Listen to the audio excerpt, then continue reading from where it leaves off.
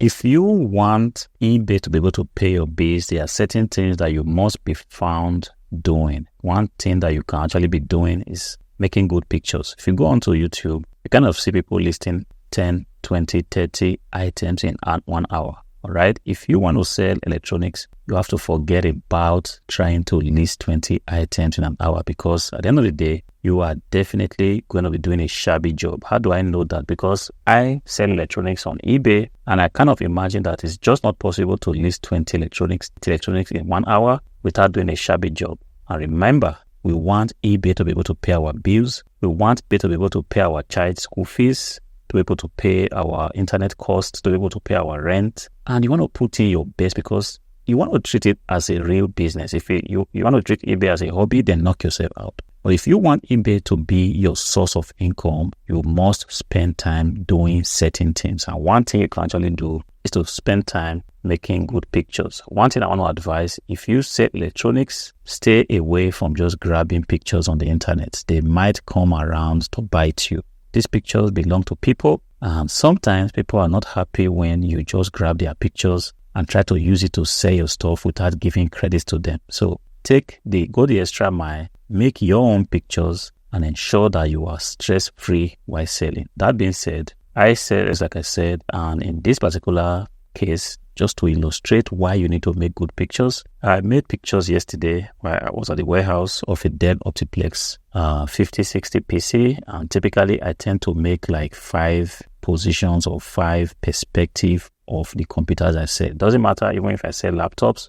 I try as much as possible to make a minimum of 5 perspectives, because I believe with 5 perspectives, you can actually present this item adequately to a potential buyer, and a potential buyer will be able to see if there's an item that he or she has interest in. Because if you make only 1 or 2 perspectives, yes, it's representative, but it's not representative enough. A well-representative image of a particular PC would show the ports that this PC has a DVD drive, and also showing the product, the manufacturer's logo. And then if you look at the next picture here, it shows the front, a little bit of the side, just giving an impression of the depth of the PC. And the same thing right here, even this is the first perspective, and this is also a front perspective showing the other side panel. So if there are scratches on this side or on this side, whoever is buying it will be able to see it. All right. And then I also made a back view, because this is very, very important. As a matter of fact, these 2 views, which is the front view and the back view,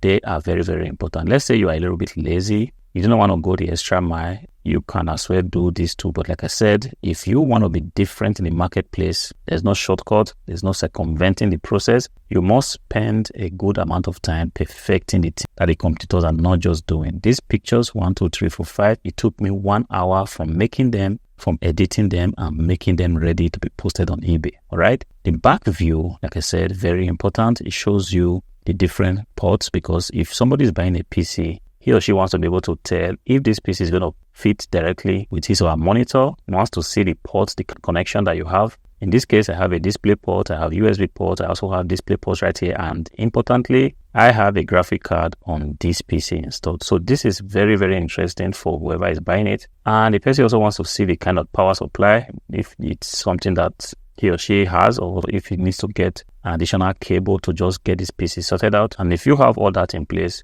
you will be able to show explicitly to whoever is buying this PC what he or she expects to receive when they get this PC. And then I went ahead to also make a side view, like a complete side view, so that whoever wants to buy this PC will have an idea that, look, this is a micro tower PC. This is how it looks. Basically, looking at it, the person can have some idea how this PC, how wide it is, if it's going to fit his or her space. Even though at the end of the day, I'm still going to include the dimensions of this PC in the description, because I've had PCs returned to me because the buyer just said it doesn't fit into the space that I have. Even though sometimes I kind of wonder how somebody doesn't really have a space for a desktop PC. But then, that being said, the advice is, if you want to be different in the marketplace, ensure that you spend time doing all these things. These are the things that you can do to make you different. These are the things that you do to also reduce the amount of questions that you get from buyers. All right. If I had made a shabby picture, perhaps just the front picture, this and this,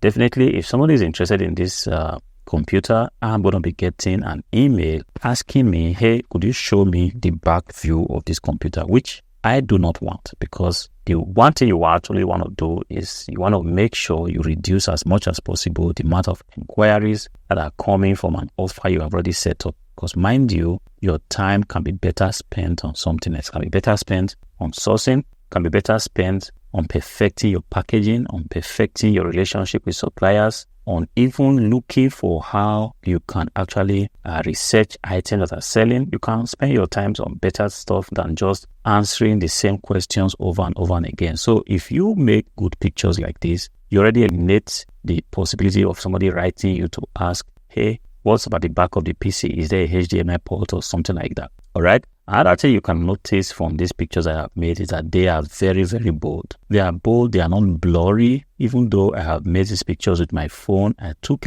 care to make sure that the pictures are very well in focus and they are filling the whole space. You know, eBay, I think you can post 1,600 by 1,600 pixels on eBay. I made sure that the picture is not just one small point at the middle here. You know, some people just make a photo and they still are of space. I made sure that I used the whole size of the canvas, so to say. The same thing goes here. Very bold. Somebody stops on my shop and sees this picture. He or she is going to say, wow, this looks great. This looks like something I would like to have. And if you take a look at the under of the PC, I also made sure to capture how the PC is standing. So whoever is buying this PC is okay. There are some rubbers just under the PC. On these rubbers, the PC is going to stand. Not like the PC is just standing on its base without any stander. This is also very important, even though it looks like a silent detail. But believe me, some people actually want to buy PCs that has these rubbers, because these rubbers are also a way to absorb vibrations on this PC. If a PC is just standing on the desk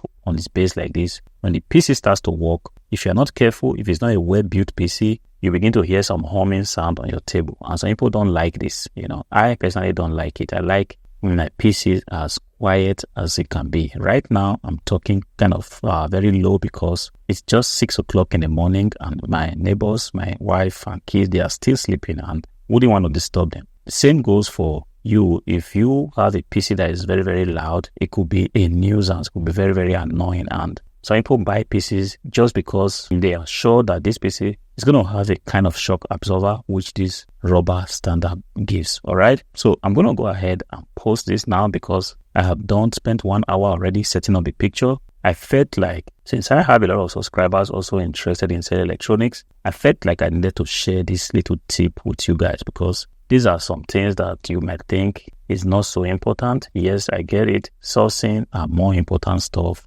Getting good items that people want, they are more important stuff. But being a reseller, it's a whole lot in this game called reselling. You have to be good in so many things. And as much as you are going to be good with sourcing, you also have to be good with presenting your item in the best way that whoever sees them will be interested and will not have any reason not to buy for you. I hope this little video helps you. It's a short one. I know it's not a typical video I kind of make, but I feel like giving value is also part of this whole process. Until I see you again, have a beautiful morning.